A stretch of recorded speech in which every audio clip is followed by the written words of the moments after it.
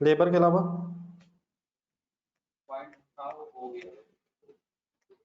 नहीं, मतलब समझ आ गया ना? नहीं तो अगर समझ आ गया, पर टाइम वेस्ट नहीं करते।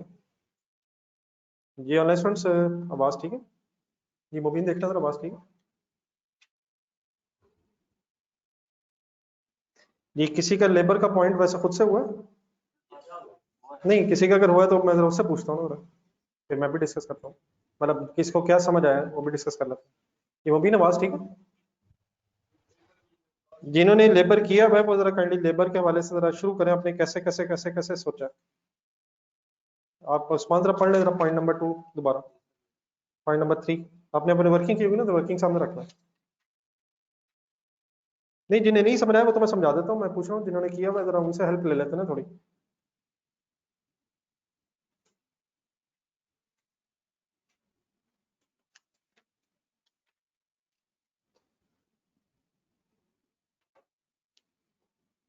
अच्छा, इसमें जो डिसीजन लेना था वो सबसे इंपॉर्टेंट चीज है कि डिसीजन आपने लेना किसका है। इसमें आपने बी और सी की कोई वर्किंग नहीं करनी है, अनलेस बी और सी का कोई इफेक्ट हो ए को बंद करने में। तो हम ये शायद देख रहे हैं कि ए को अगर बंद करेंगे, डिसकंटिन्यू करेंगे तो क्या फायदा या नुकसान है। ये लेबर से रिलेटेड पॉइंट नंबर 3 है।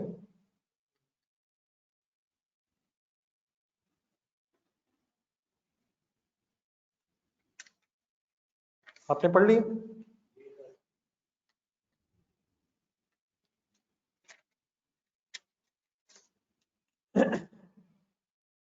30 एम्प्लॉइज है, मेन मेन चीजें जरा देखें।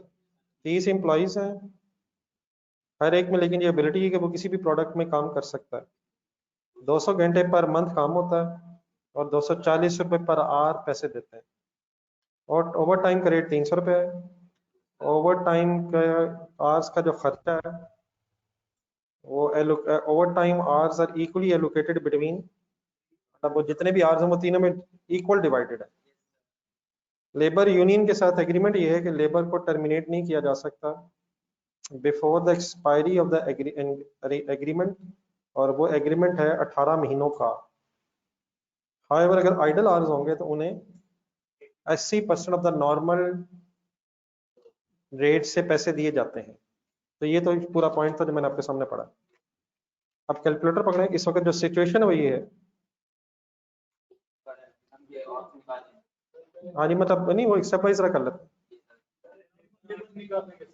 लेबर आवर्स निकालना, 30 बंदे हैं, 200 घंटे हैं और 200 घंटे पर मंथ है। तो देयरफॉर, और आप पूरे साल की शायद नेक्स्ट ईयर की वर्किंग कर रहे हैं, तो जरा 12 भी होगा। 30 नहीं, दिन का नहीं, आंसर वो करते जाए साहब।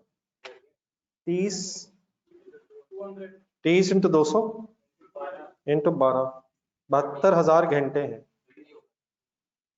और सॉरी 30 और इंटू 240 करेंगे तो ये टोटल लेबर कॉस्ट शायद आ जाएगी, नॉर्मल आवर्स की कॉस्ट आ जाएगी, आप इस तरह कर लें। लेकिन अब अगर आप लेबर कॉस्ट का सामने देखेंगे तो टोटल आ रहा है 21,600। तो इसका मतलब ये है कुछ ओवर टाइम में भी काम हो रहा है, कुछ ओवर टाइम भी लग रहा है। तो ओवर टाइम कॉस्ट क्या आ गई?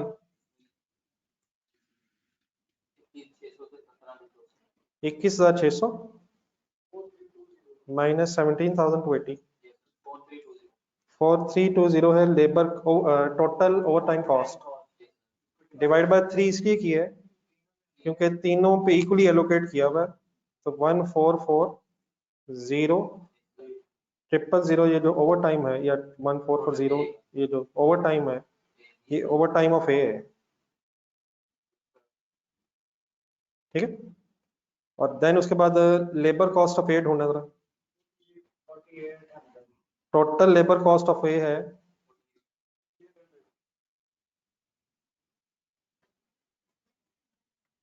4800 है।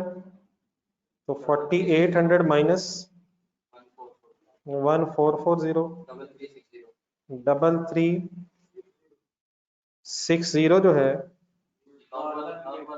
ये प्रोडक्ट ए के नॉर्मल आवर्स का खर्चा है।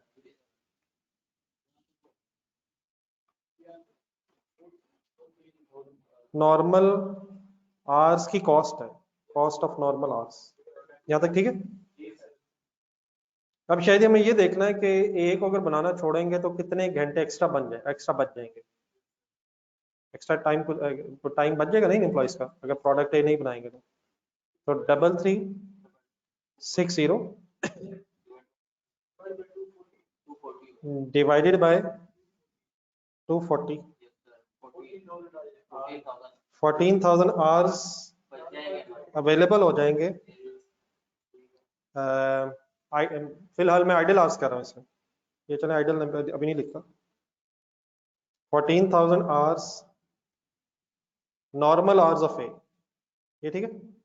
पूरा 14 बनता है? नहीं, पूरा 14,000 बनता है। नॉर्मल आवर्स ऑफ ए, एक तो ये सेव हो जाएंगे, ये सेव इन सेंस फिर ये इस्तेमाल ए के लिए नहीं होंगे, लेकिन सेकेंडली ओवर टाइम और 4800 उसका खर्चा था, और ओवर टाइम के एक घंटे की कॉस्ट 300 रुपया थी,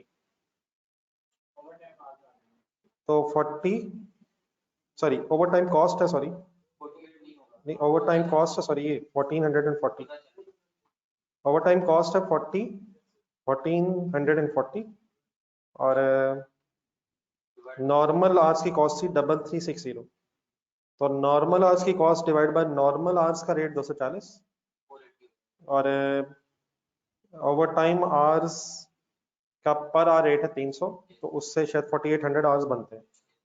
अब ये जो दो हैं इनका सम बनता है 18,800 घंटे। इसका मतलब 18,800 घंटे हमारे पास अवेलेबल हो जाएंगे अगर हमने प्रोडक्ट ए को ना बनाया। अब यहां तक ठीक है?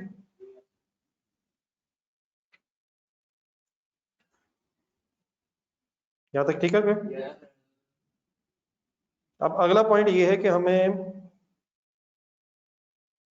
अगर हम 18,800 आवर्स अवेलेबल हो जाएंगे तो फिर शायद हमें ओवर टाइम में काम करने की जरूरत नहीं रहेगी। ओवर टाइम आवर्स अब निकलवाने हैं आपने, टोटल ओवर टाइम आवर्स। नहीं, ये उस्मान से जरा कह रहा हूँ, जिन्होंने कर लिया वो ठीक है। Total over time hours Usman कैसे निकलेंगे, ये सारी जरा वर्किंग देख के बताओ।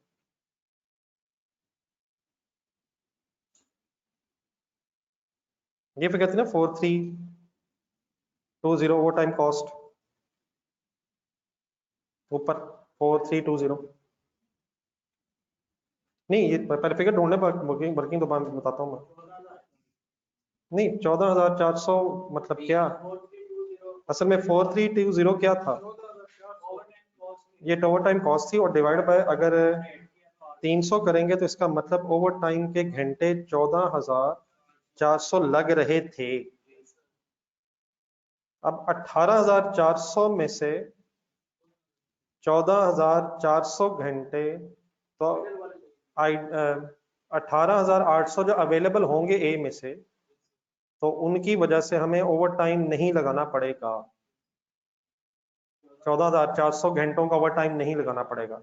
इसका मतलब ओवर टाइम का खर्चा तो 4320 ये तो सारा का सारा सेव हो जाएगा। लेकिन अभी भी कितने एक्स्ट्रा आवर्स होंगे जो इस्तेमाल नहीं हो रहे होंगे? 4,400। अब ये कौन से आवर्स हैं जो आइडल रहेंगे? 4320 क्या है फाइनली? ओवर टाइम कॉस्ट की सेविंग है, saving of over time cost. लेकिन 18,800 घंटे अवेलेबल होंगे प्रोडक्ट ए रोक के, उनमें से 14,400 घंटे तो इस्तेमाल हो जाएंगे, नॉर्मल आवर्स में इस्तेमाल हो जाएंगे। Idle time sorry over time में काम नहीं करना पड़ेगा, वो खर्चा नहीं होगा। ये जो बाकी 4400 रह गए हैं, अब ये घंटे काम नहीं होगा। नहीं नहीं, मतलब अब ये बिल्कुल आपने सही कहा, लेकिन वही बस लास्ट स्टेप है। 4400 आवर्स काम नहीं होगा। अगर इन आवर्स में काम होता तो हमने 100% पैसे देने थे, लेकिन अगर इन आवर्स में काम नहीं होगा तो हमने 80% देना है, तो इसका मतलब जो सेविंग होगी वो 20%। अगर काम होता 100% देना था, नहीं होगा तो 80% देना है। तो आइडल होने से हमें क्या फायदा हुआ? 20% सेविंग होते हैं। अब 20% सेविंग कैसे निकालूं? 4400 इंटू 240 एंड इंटू 20%। अब 20% क्यों कर रहा हूँ? 20% सेविंग होगी। 100% दे रहे होंगे हम जब काम नहीं हो रहा था, लेकिन जब काम नहीं होगा तो 80% देंगे, विच मीन्स 20% सेविंग हो जाएगी। जी सर साहब, ये तो पेज नंबर कोई नहीं है यार, ये कल मैंने एक पेज दिया था।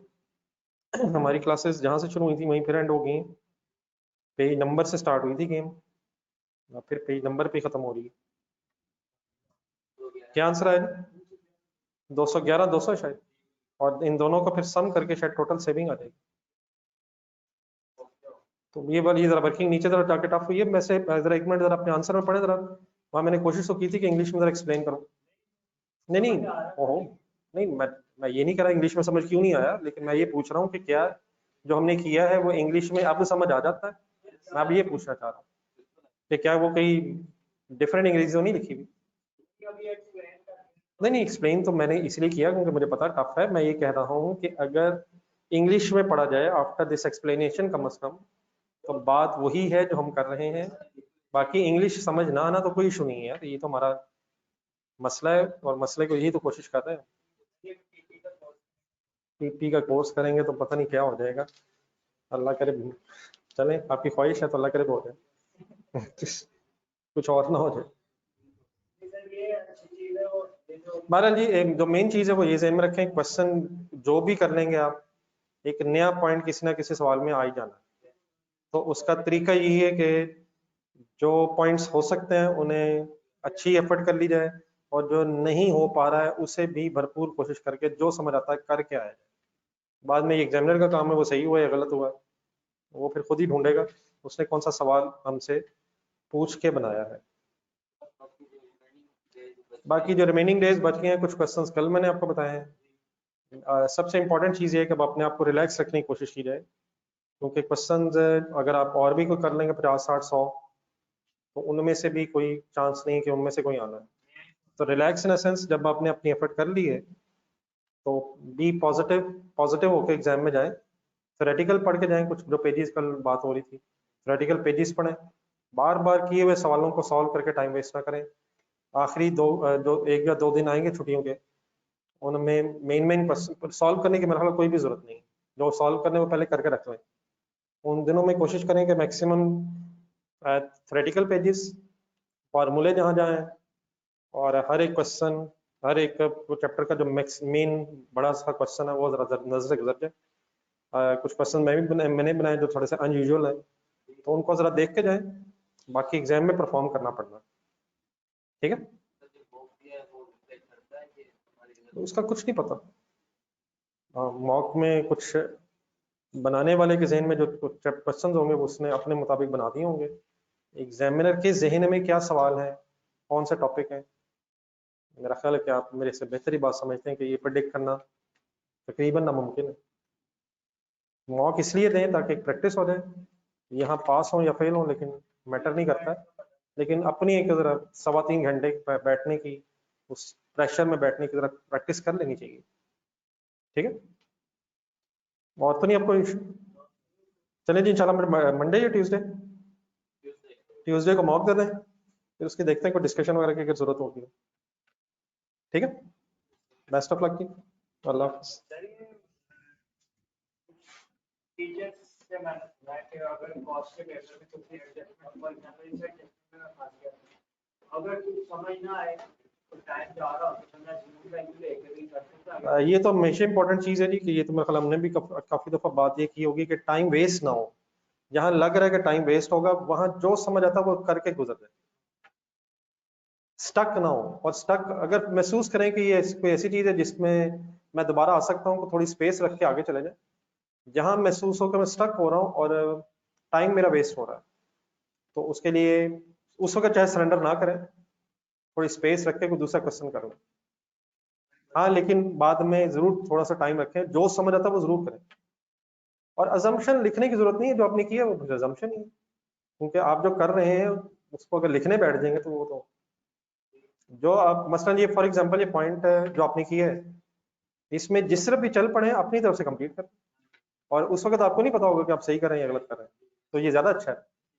उस वक्त आप यही महसूस करें मैं सही कर रहा हूँ, तो ये नहीं कि जहाँ, लेकिन जहाँ महसूस हो स्टक हो रहा हूँ मैं, और ये जहन में आए कि अगले सवाल भी हैं, तो रादर देन कि इसे बिल्कुल ही छोड़ दें, मेरा ख्याल है कि पेज छोड़ दिया जाए और आगे जाके जरा वापस आने की कोशिश की जाए, और उसके बाद फिर अपनी एक कैलकुलेशन कर ली जाए। तो अजम्पशन लिखने का मेरा ख्याल टाइम नहीं होगा, जो आप कर रहे हैं वो अजम्पशन है। ये कहना असल में थ्योरेटिकली बड़ा इजी है यहाँ इस वक्त, जब वो एग्जाम में टाइम प्रेशर आता तो उस वक्त बिस्मिल्लाह पढ़ें और अल्हम्दुलिल्लाह करें।